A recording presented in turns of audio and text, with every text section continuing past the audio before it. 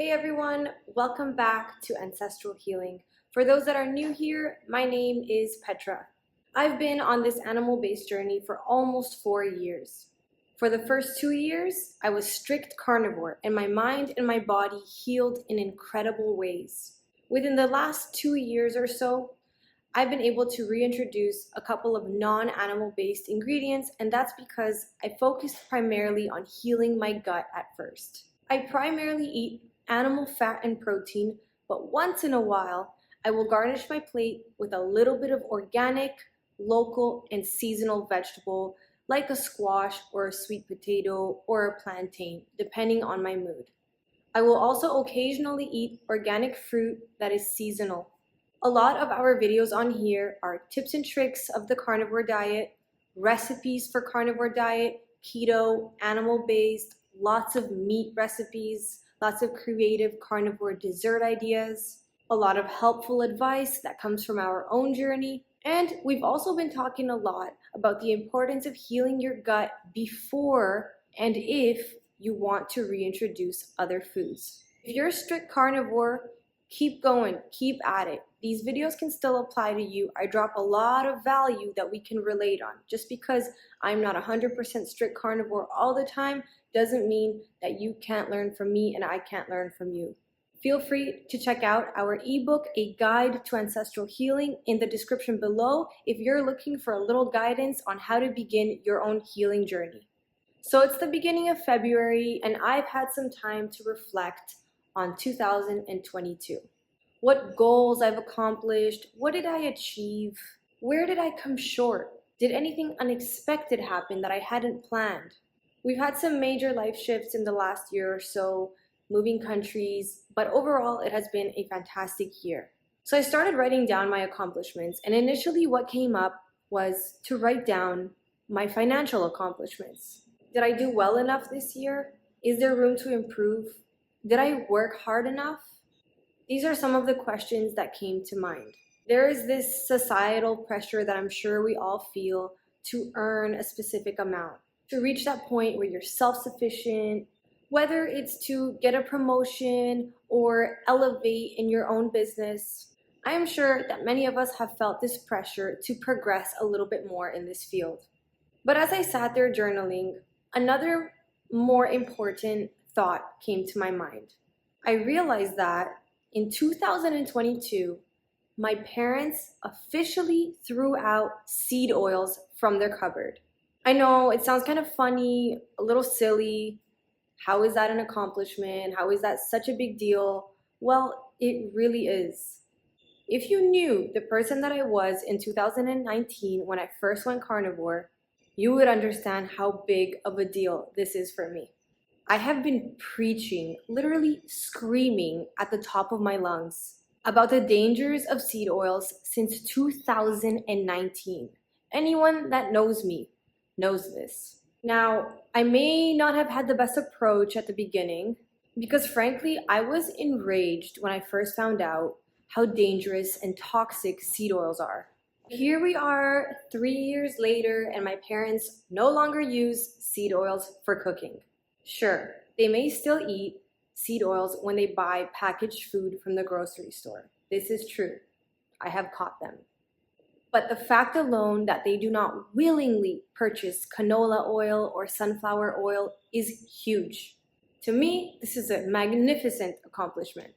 It symbolizes the ability to change people's minds. Gradually, over time, through repetition, by showing them studies, reels, the power of Instagram if we use it for a good purpose. I can't even tell you the amount of videos that I've sent my mom. I've shown her so many videos by reputable people like Paul Saladino and Judy Cho when they talk about the dangers of seed oils. I didn't do it on my own. I learned from others before me who were doing this way before, who have a nutritional background, a background being a doctor, and I tried my best to teach the information as best as I could to my parents. Breaking down 40 plus years of conditioning in a matter of 3 years, that is huge. So my mom was actually visiting us and she made it a point to say, how great she felt physically and mentally, and that she thinks it's because she hasn't eaten any processed food. All she ate was meat, fruit, dairy, and vegetables. Now, mind you, she eats a lot more fruit and a lot more vegetables than we do, but still, she noticed a significant difference when she consumed only real food, food that comes from the earth. She then proceeded to tell me that she's been loving eating animal fats and that they actually don't use seed oils in the kitchen anymore. And that's when it clicked. It reaffirmed what I had already thought. This is a huge accomplishment. All of the barking I did at my parents, yelling, the anger, we even got into some fights at the dinner table. I was angry, but I wasn't angry at them. I was more angry at the systems in place that are designed to keep us distracted, confused, and sick. But I'm happy that in the end, all of those emotions that we felt and all of the conversations that we had were not for no reason. I remember visiting my parents at least 3 times between 2019 and 2020 and still finding seed oils in their cupboards, and I would sneakily throw them out each time, no shame. And honestly, it's not just the seed oils. When I first went carnivore, they were a little bit curious. I was gonna just do it for 30 days, but after 30 days, I felt so amazing and I continued, and slowly that curiosity turned to worry, fear, and honestly, they were a little bit mortified. They didn't want me to die of a heart attack, which is totally reasonable, because that's the nutritional dogma that we've been fed for generations. So on top of getting rid of seed oils in the kitchen, I'm proud to say that my parents, specifically my mom, because she was always a little bit wary of animal fat, they're no longer afraid of meat, specifically red meat. They understand the benefits and the evolutionary necessity to eat animal protein and fat.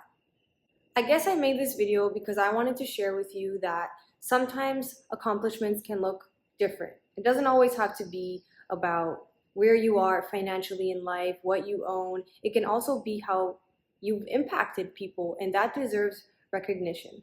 Sometimes you gotta give yourself a pat on the back.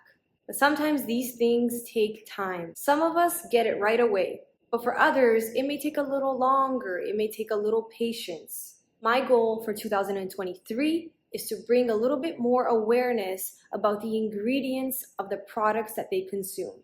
Whether it's a box of cookies or a body wash or shampoo from the drugstore, I want them to read the ingredients. Titanium dioxide? Why? Why are we lathering that on our skin? So small steps are better than no steps. Having the patience to understand that everyone moves at their own pace is super important. I want all my loved ones, my family, and my friends to feel empowered to take personal responsibility for their life and their well-being, their health.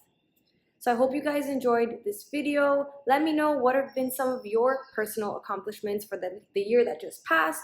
What are your goals for 2023? I hope you guys enjoyed this video. I will catch you on the next one.